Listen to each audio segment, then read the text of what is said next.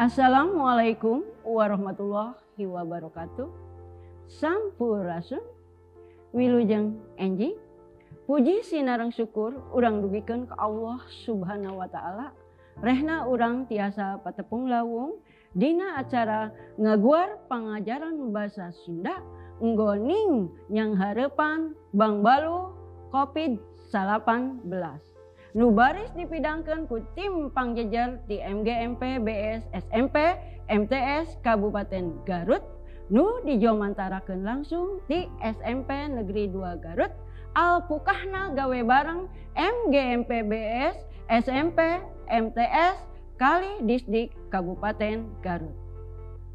Dina dinten ieu jejer acara anu baris dipidangkeunana nyaeta ngeunaan bahan pangajaran basa Sunda pikeun siswa-siswi SMP MTS kelas 8 semester 1 anu ngawengku 3 kompetensi dasar.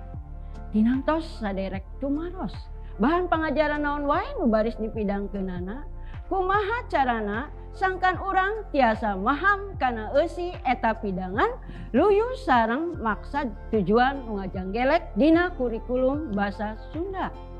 Pikeun ngawaler eta patarosan sumangga urang sami-sami Bandungan kalayan gemet pidangan salajengna. Wilujeng nyaksen. Assalamualaikum warahmatullahi wabarakatuh. Sampurasun. Alhamdulillah urang tiasa tepang deui dina video pangajaran bahasa Sunda kelas 8. Ti payun hidup parantos diajar ngeunaan deskripsi kampung adat. Ayeuna nu salajengna urang medar ngeunaan novel. Novel teh mangrupa carita panjang dina wangun lancaran. Eusina ngagambarkeun kahirupan manusia sarta lumangsung dina waktu jeung tepat anu tangtu. Jalan caritana teh loba bagian-bagianna.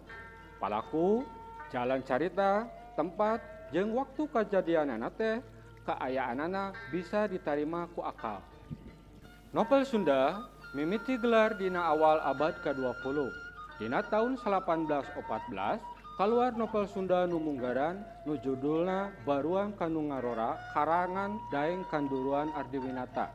Ayeuna urang teraskeun kana papasingan novel dumasar kana eusina.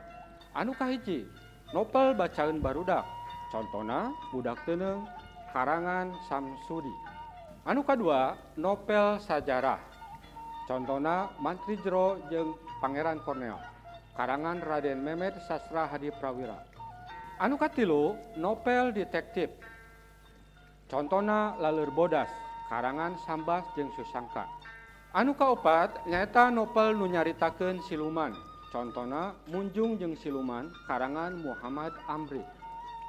Kalima, novel nu nyaritakeun tragedi rumah tangga, contona Baruang Kanu Ngarora karangan Daeng Kanduruan Ardiwinata.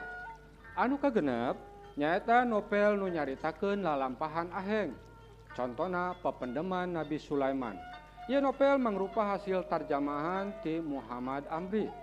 Anu katujuh, novel nu nyaritakeun perjuangan, contona pahlawan-pahlawan ti pasantren Yasana Ki Umbara jeung S.A. Hikmat.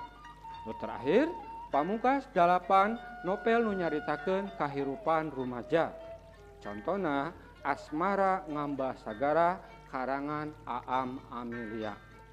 Kanggo ngantepkeun dina ieu pangajaran, aya pancen kanggo hidup anu kedah dipidamel di bumi. Sumber pancen ayana tiasa ditinggal tina modul. Mung sakitu nu kapoe hatur. Wassalamualaikum warahmatullahi wabarakatuh. Saderek sapara kanca, rupina sakitu pidangan anu tiasa kadugikeun ti rengrengan MGMP BS SMP MTS Kabupaten Garut. Mugia tiasa katampi pikeun nambihan pangaweruh urang sadaya, nggoning ngaraksa tur ngariksa titinggal karuhun urang. Mugia aya mangpaatna kanggo urang sadayana dina mayunan hirup kumbuh sadidinten. Hapunten anu kasuhun, bok bilih salami ngadugikeun aya nu teu sapagodos. Wilujeng kantun, wilujeng tepang deui dina waktos kali jejer materi anu benten. Cag simkuring amit mundur. Pamungkas sanggam. Wabillahi taufiki wal hidayah. Wassalamualaikum warahmatullahi wabarakatuh. Bahasa Sunda. Nanjung Salawasna.